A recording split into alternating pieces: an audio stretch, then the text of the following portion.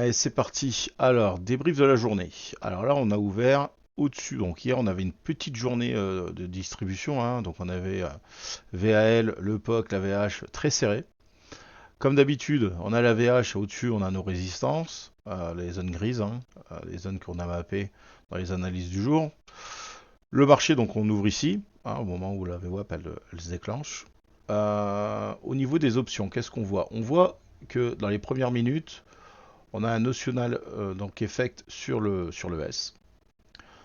On a ici les max set dès l'open qui tombent. Et on voit notre Nasdaq qui bouge pas trop et surtout on n'arrive pas à dépasser le gamma effect à la hausse. Donc comme d'habitude, lorsqu'on arrive sur des zones, ou des supports ou des résistances, ce que nous on a besoin, c'est du notional. Donc c'est vrai que là au niveau de timing, on était un peu serré hein, parce que c'était à peine l'open. Donc on peut avoir des démarrages de notional assez élevés pour aller avoir assez de carburant pour tout casser. Sauf que là, ça n'a pas été le cas parce que dès l'open, moi perso, ce que j'attendais, c'est qu'on vienne casser. Ça, si je voulais partir l'achat, c'est qu'on casse ces zones, avoir du gros notional positif pour continuer à acheter à partir de cette zone-là et avoir des belles confirmations de volume et d'absorption dedans et surtout avoir du notional positif. Ce qui n'a pas été vraiment le cas parce que on voit ici hein, sur nos puts et nos calls, à partir de 47, boum, on a notre gros décrochage. C'est quasiment le même setup que depuis 2 jours, hein. Sur les hauts, on voit des acheteurs, ils n'arrivent pas à pousser, donc tout ce qui est effort résultat, pas mal d'acheteurs, ça n'arrive pas à monter. 47, on est dessus, c'est juste après, hein, 47 on est là. On voit nos calls qui descendent, donc moi pour acheter là, je n'achète pas ça parce que j'ai pas de notional, parce que pour le moment je vois que des acheteurs qui sont absorbés. Par contre, commencer à partir en pause short, ça m'intéresse. On est sur une résistance, peu de notional, et surtout là on commence à voir notre notional à partir de 47 qui va dégringoler par rapport au setup sur les put call en 10 minutes.